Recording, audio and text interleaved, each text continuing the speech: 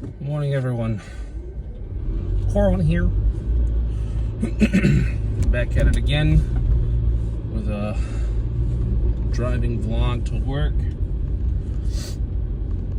So, a couple people told me that they like these videos, so maybe I'll start bringing them back. I don't know.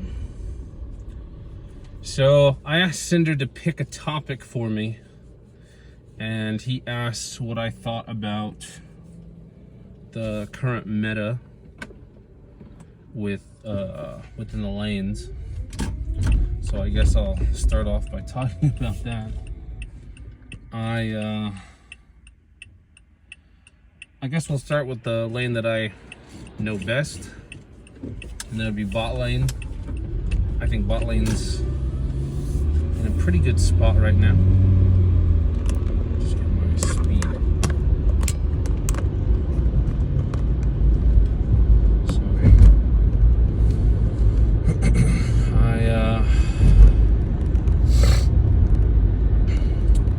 Bot lane. So for those of you guys that don't know, I play League of Legends quite a bit.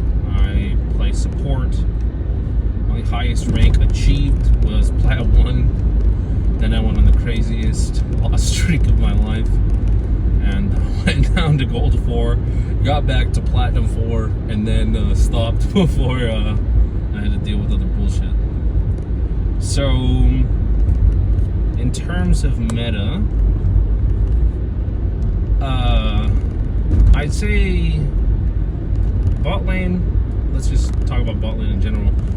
Bot lane, I think the current meta is pretty good. I think that there's a decent amount of ADCs in the pool right now.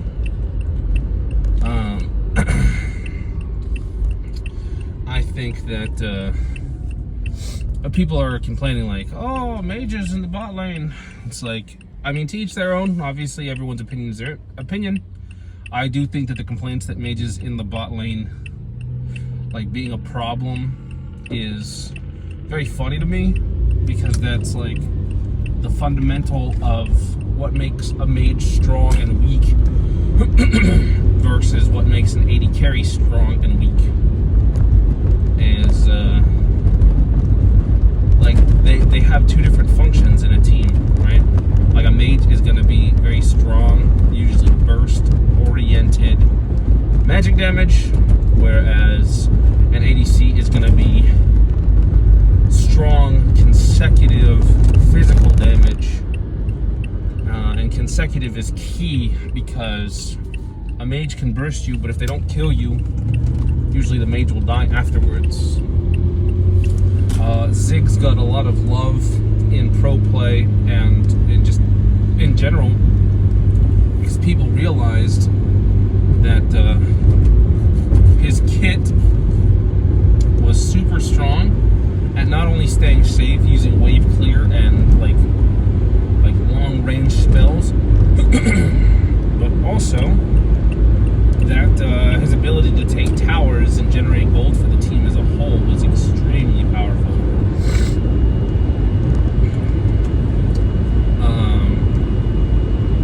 Yeah, I mean, you know, safe ADCs are always going to be extremely strong. Jhin has been super strong in every meta because he can root from 8 screens away.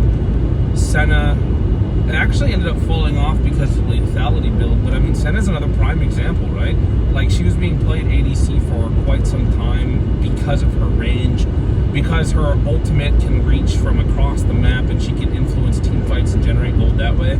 I mean, a large chunk of the game is all about generating gold and quickly. The faster you can accumulate gold, the faster that you can buy items, the faster you can become stronger than you are. Reaching power spikes and everything of that nature, you know.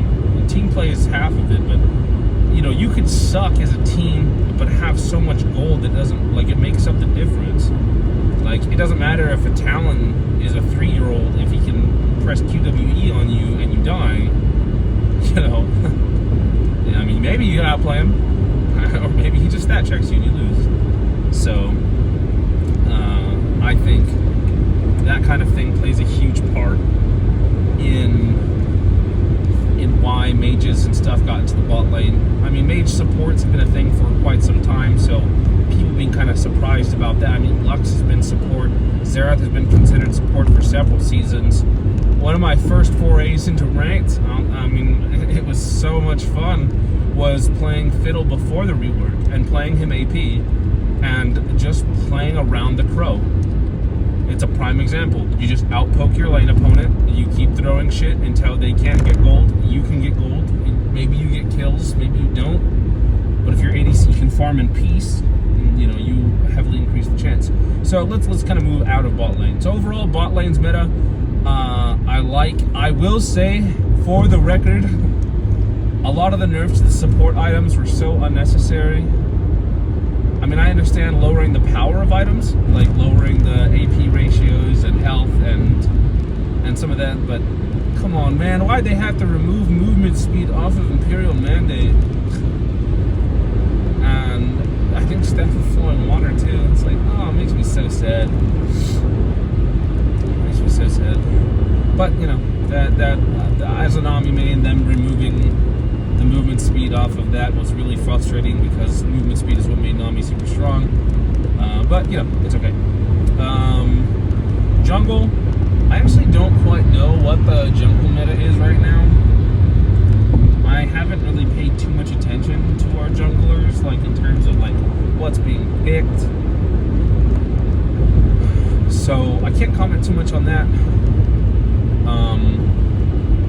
Mid, I think mid needs more control mages. I think with the resurgence of Victor, love him or hate him, the changes that they're going to be making to him, like with his ult especially, will hopefully bring control mages back into the playing field. You know, Orianna, Malzahar. Cinder's always been good because she is like half control, like she has very, very strong CC, but she also has extremely strong burst. But, you know, Victor and Orianna definitely both. I mean, they've always been good in pro play for the same reasoning too. And then of course top lane. Top lane's always an island. People always complain about the damage that tanks do, but tanks have to do that amount of damage, otherwise you literally ignore them minus their CC. So now you have to fear tanks. You can't just willy-nilly walk through them, which is the whole point. It's all about positioning. So anyone that complains about taking damage is like, don't get me wrong, getting hit with a heart steel stacked horn and it taking over half your HP is like a support or a mid lane mage. Like, yeah, that doesn't feel good, but imagine if they didn't do that. Imagine if they just fucking did 1/16 of your HP. You would never worry about them. You would dodge their CC, if it's dodgeable, and then you would walk through them because who cares about their auto attacks? Who cares about their other things? And nobody, I'm going to tell everyone this now, I'll say it here and now.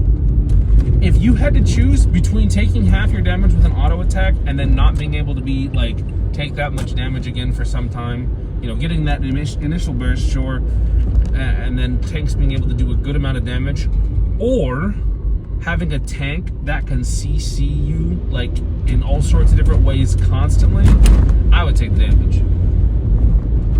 Because at least with the damage, if I'm good, if I position well, I can get away. But if you CC me to death, I don't even get to play the game. So that's, you know, you either have to make a tank do fuck tons of CC to the point where you don't want to play, or you make them do decent, upwards of a lot of damage. But I mean, they do nowhere near as much damage as like an ADC. They do lots of burst, but that's it.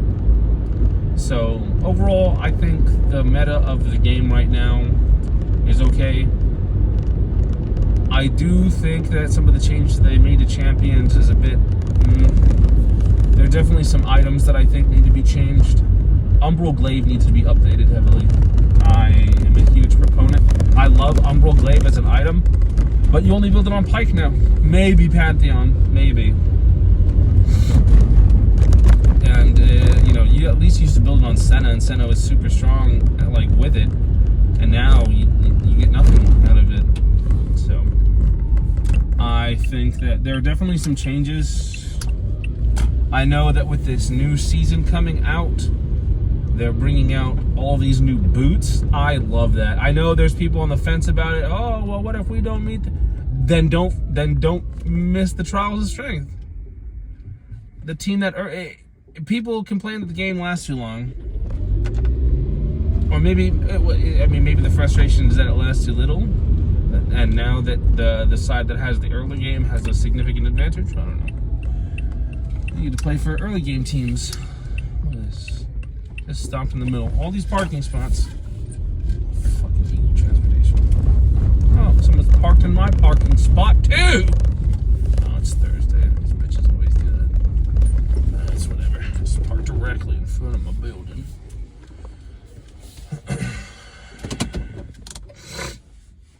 So yeah, that's it. Thank you and good morning.